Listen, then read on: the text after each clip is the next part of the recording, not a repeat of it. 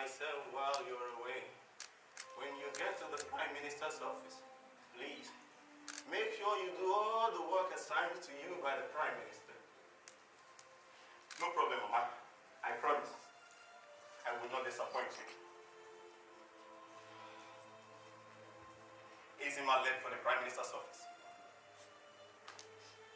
A few minutes after, Abai's mother started feeling pains around her waist, and she had to stand up. After a while, she felt a bit relieved and decided to take a walk. With a walking stick, she headed out of the house towards the tarred road in front of their house. She walked, moved sluggishly to avoid any accident. She walked and walked and walked until she realized that she had passed her house. Then, she tried to trace her steps back home. The more she tried, the more she complicated her own situation. At a point, she became frustrated and helpless and cried out for help.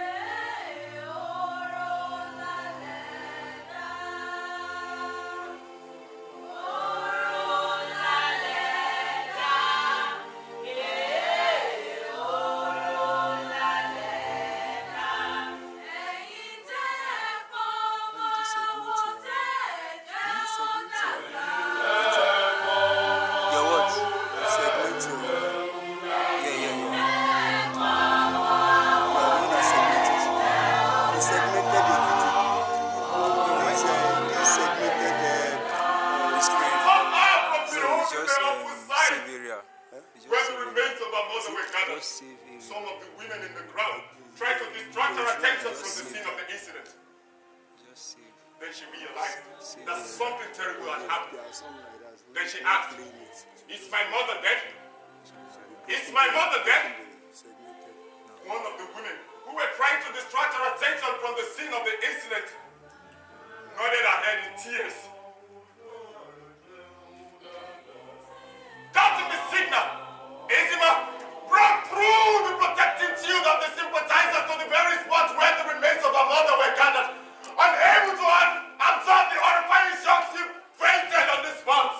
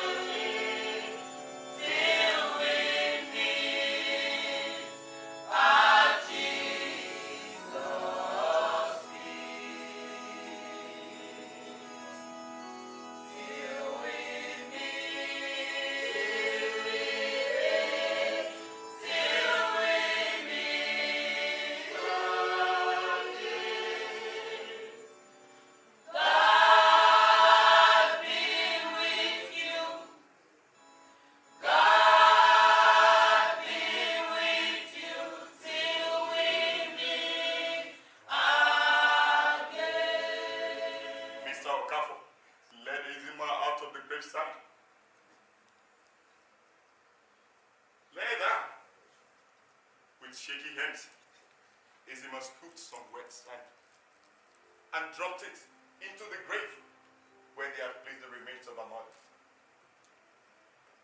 Mr. Okafor led her out of the graveside and asked the grave diggers to fill up the grave.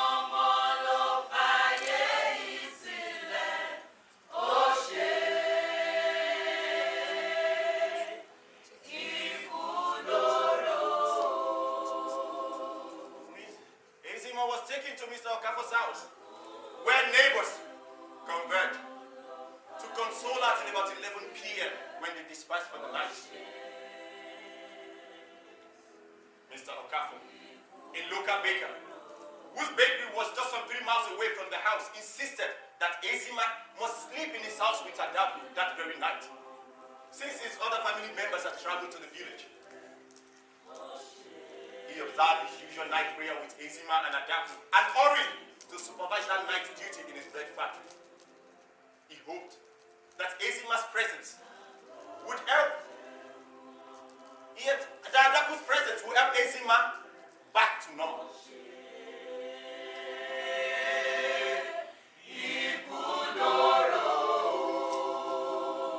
Ezima wept uncontrollably. All efforts made by Adaku to console her were of no use. Adaku had to tell her that it was even better for her blind mother to die than stay alive and living dead. In spite of all the words of encouragement, Ezima wept uncontrollably. A state of bitterness worsened at about 4 a.m. when Adaku finally lay down to sleep.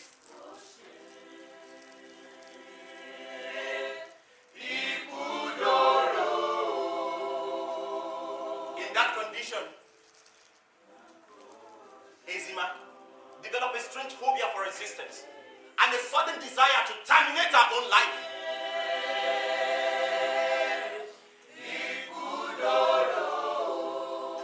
So, she quietly walked out of the room, straight to Mr. Okafor's sitting room. She opened the exit door and straight up.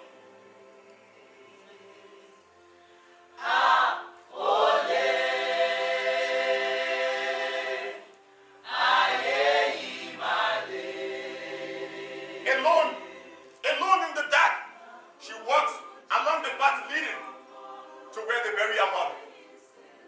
When she got to the grave, she plucked a green leaf by the graveside, wiped her tears with it, dropped it on the grave, and proceeded on her mission.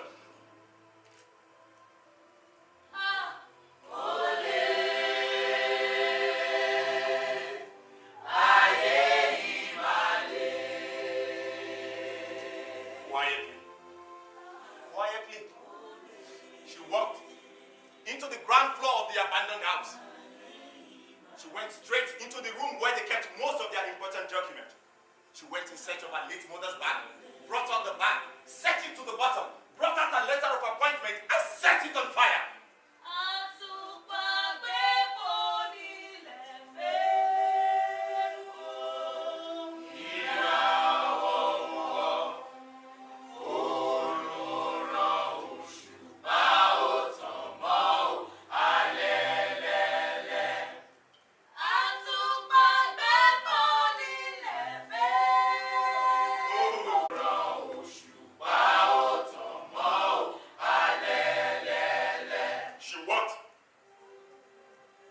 Into the topmost floor of the abandoned house.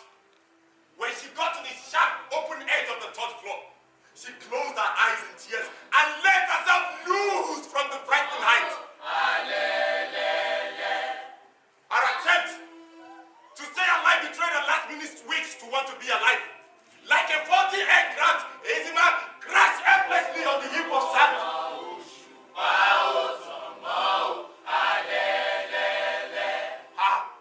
Her right leg, which was the first part of her body to hit the ground, was badly fractured. In no time, the fractured leg began to swell in all directions.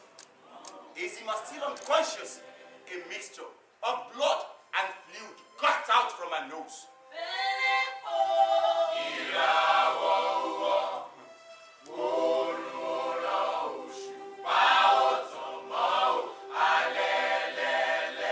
Mr. Okafor, while returning from his night duty, took a look at the uncompleted building and recalled the tragic incident that happened the night before, not knowing that Ezima was lying in a critical condition in there.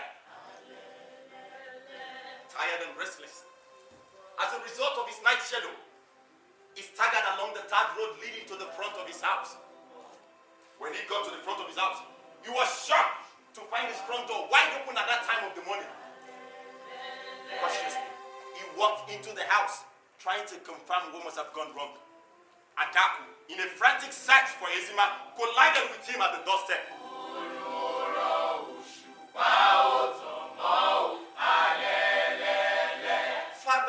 Father, what is it now? Adaku, what is the problem? Father, is Ezima? What happened to her? What about Ezima? What happened to her? I can't find her. Will you shut up your mouth there? Yeah. Go to the balcony and look for her, that she must be standing there. Father, I have searched all over the house. I can't find her. Hey, okay. In fact, Adam, you must be very stupid. Okay, what were you doing in the first place? house. Father, I dozed off. Hey, my God, what have I gotten myself into? Oh yeah, look up. Yeah, look up. Let's go and look for her before it is too late.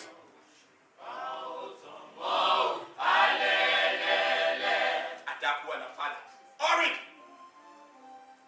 to the blind woman's grave.